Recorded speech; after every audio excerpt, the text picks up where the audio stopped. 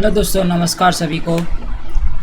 आज हम लाए हैं नया जॉब वैकेंसी एसएससी की तरफ से, जिसमें एसएससी स्टेनोग्राफर ऑनलाइन फॉर्म है 2020। स्टाफ सिलेक्शन कमीशन की ओर से पब्लिशिंग किया गया है। ये नया पोस्ट डी ग्रेड वैकेंसीज है। इसकी एलिजिबिलिटी मिनिमम एज है 18 साल और मैक्सिमम एज है 30 साल ग्रेड सी के लिए, और मैक्सिमम एज ग्रेड डी के लिए 27 साल है। Age reduction is admissible for the SC/ST OBC PWD and other candidates as per rules के अनुसार ही रहेगा, जो कि ऐसे यहाँ पर देख सकते हैं। और SC/ST के लिए रहेगा 5 साल, OBC के लिए रहेगा 3 साल, PWD अनरिजर्व के लिए रहेगा 10 साल, PWD OBC के लिए रहेगा 13 साल, PWD SC/ST के लिए रहेगा 15 साल, एक्स सर्विसमैन ESM के लिए 3 साल after rejection of the military service rendered from the actual as as on closing date of the receipt of online application, और डिफेंस पर्सनल disabled के लिए in operation during the hostiles in foreign country or in disturbed area released or consequent therefor 3 साल का defence personnel disabled in operation during hostilities within a foreign country और in distributed area released a sequence thereby SC/ST 8 साल रहेगा। Permission relaxation in upper age limit for group C post only. Group C के लिए रहेगा इसमें 10th central government civilian employees who have rendered not less than 3 years regular and continuous service as closing date for receipt of online application। इनके लिए up to 40 साल का रहेगा। Government central government office civilian employees who have entered not 3 years regular or continuous service as on closing date of receipt of online application SC/ST up to 45 years तक रहेगा। widows and divorced women judicially separated who are not remarried, जो उनके लिए रहेगा 35 साल तक ले। Widows divorced women judicially separated who are not remarried SC/ST up to 40 साल के लिए रहेगा। और इसका क्वालिफ़िकेशन आपको दिखाते हैं। इसका मिनिमम जो फ़ीस है, एप्लीकेशन फ़ीस है फादर्स के लिए 100 रुपया, SC/ST के लिए जैसे कि आप देखते हैं SC/ST PWD वुमेन और ESM कैंडिडेट्स के लिए नील रहता है। जिसका पेमेंट आप ऑनलाइन चालान के दौरान कर सकते हैं, ऑफलाइन चालान के दौरान कर सकते हैं। SBI चालान जिसमें मिलता है डेबिट कार्ड और क्रेडिट कार्ड, रुपये डेबिट कार्ड से पेमेंट कर सकते हैं। इसका एप्लीकेशन डेट स्टार्टिंग है 10/10/2020 यानी अक्टूबर 10 को चालू होगा, और इसका क्लोजिंग डेट है 4/11/2020। और उसका फ़ीस पेमेंट डेट है 6/11/2020 यानी फ़ीस आप 6/11 तक पेमेंट कर सकते हैं। Last date of generation of offline challan, offline से अगर पेमेंट करने जाते हैं तो उसका लास्ट डेट है 8/11/2020। इस डेट तक आपको चालान निकल जाएगा, उसके बाद पेमेंट करना जरूरी है और इस डेट तक पेमेंट होना चाहिए। चालान के दौरान आप कर रहे हैं तो इस डेट 10/11/2020। और date of computer based examination होगा जो कि 29/31/3/2021 यानी अगले साल 2021 में होगा। 29 से चालू होगा, 29 to 31/3 यानी मार्च के महीने में हो सकता है। एग्ज़ाम दिया है डेट एस्टिमेट थे। और उसका क्वालिफिकेशन है 12वीं pass equivalent exam from the recognised board और university with typing knowledge of English और हिंदी। इसका क्वालिफ़िकेशन है। इसमें आपको जो आगे पढ़ने जाते थे उसमें पढ़ सकते हैं। ये जो एप्लीकेशन है ये ऑनलाइन सबमिट होगा।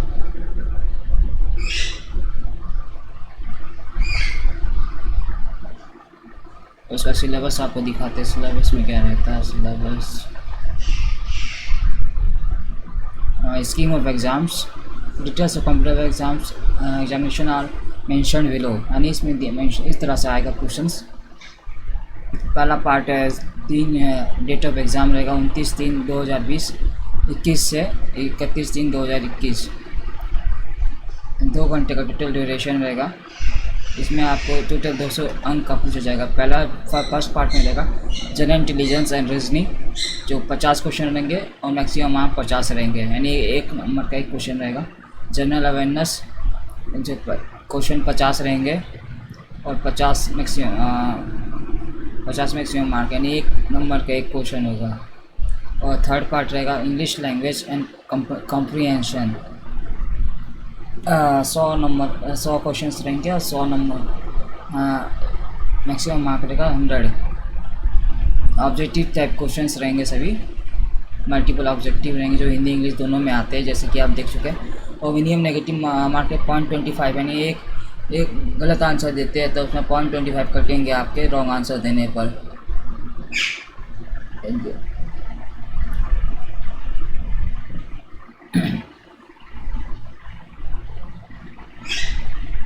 इसका syllabus indicative syllabus of the computer based exam, जो ये एग्ज़ाम होगा कंप्यूटर बेस्ड होगा, ऑफलाइन बंद हो गया। General intelligence and reasoning, it would includes questions of both verbal and non verbal type.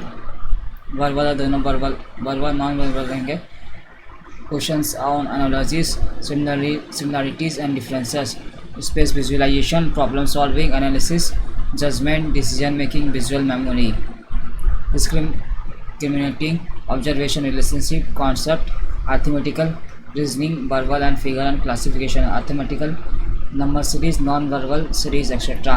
The test will also include the questions designed to test the candidate's ability to deal with abstract ideas and symbols and their relationship and arithmetical computation and other analytical functions। यानी पूरा general intelligence और reasoning पे based है। इसमें general reasoning रहेगा, यानी reasoning में जो क्वेश्चन आए पूछे जाते हैं वो सब है। General awareness question will be design to test the ability of the candidate to general awareness of the environment and him and its application to society.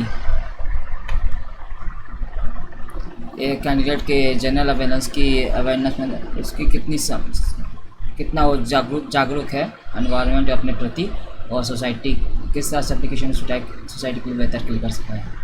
Questions will be designed to test the knowledge of current events and such matters of everyday observation, experience in scientific aspects as may be expected of an educated person. Test will also include the questions relating to India and its neighboring countries, especially the pertaining to sports, history, culture, geography, economic science, general polity, including Indian Constitution, scientific research, etc. These questions will be such that they do not require special study of the discipline. For VS candidates, 40% and above visual disability will be no computing of maps, graph diagrams, statistical data in general intelligence and reasoning and awareness paper। Visual handicap के लिए 40% रहेगा, जो visual जो जिनकी eyes कमज़ोर है उनके लिए 40% का रिलैक्सेशन है इसमें।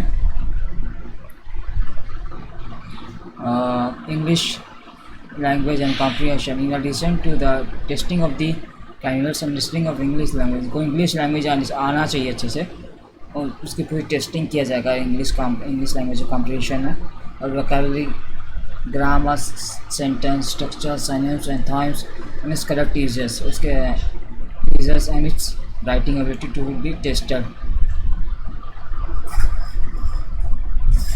दिया जाएगा। उसका skill test stenography, the candidates were shortlisted in the computer based.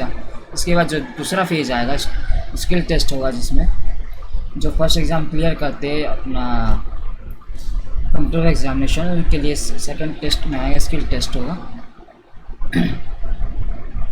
The candidates who are shortlisted in computer exam will be required to appear in the skill test for stenography, जो they will be given a one dictation for 10 minutes, English and Hindi, as opted by the candidates in the online examination form at a speed of 100 words per minute, 100 words per minute की speed। For the post of stenography graphers grade C, 80 words per minute for the post of stenography grade D। The matter will have to be transcribed on computer. Transcription timing is as follows। Transcribe करना पड़ेगा इसमें। Stenographer language of skill test time duration in minutes for the candidate result for describe as per the para 7।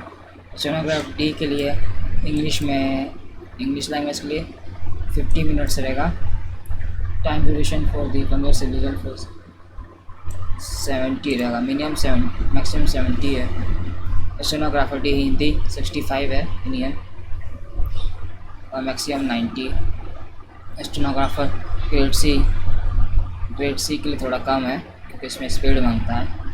English में 40 तो फिर इसका maximum 55। Stenography grade C Hindi 55 75।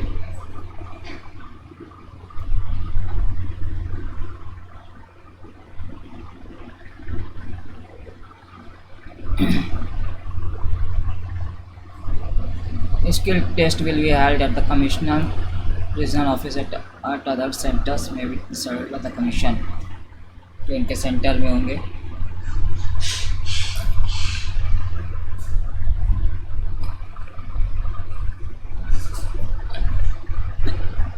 ये पूरे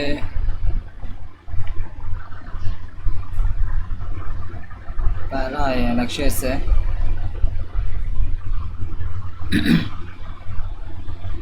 ये फॉर्म है जिसको आप एसएससी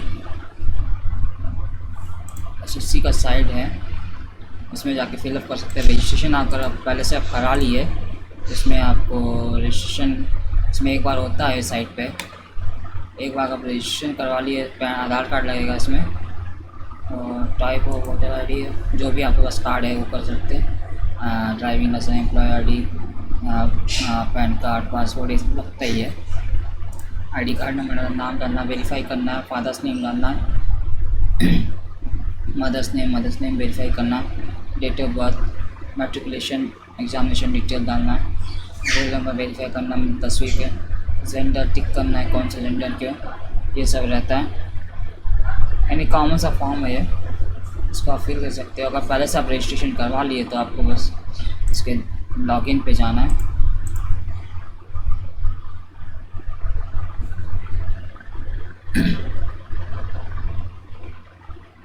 ये पहले से फिल्ड फॉर्म दिखाया है इसमें सैंपल फॉर्म है। ये नेक्स्ट ग्रुप में आता है। लास्ट में फोटो साइन लगा के सबमिट कर देना है। फिर ये इसके एनेक्शंस है।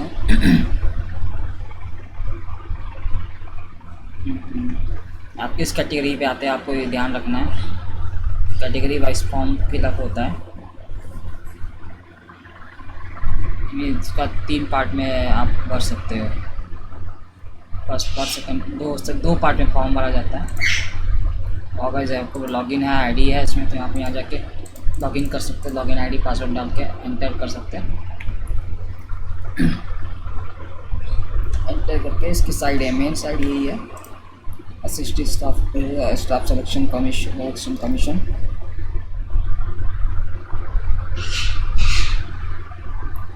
ठीक है दोस्तों क्लोज करते हैं हमारा।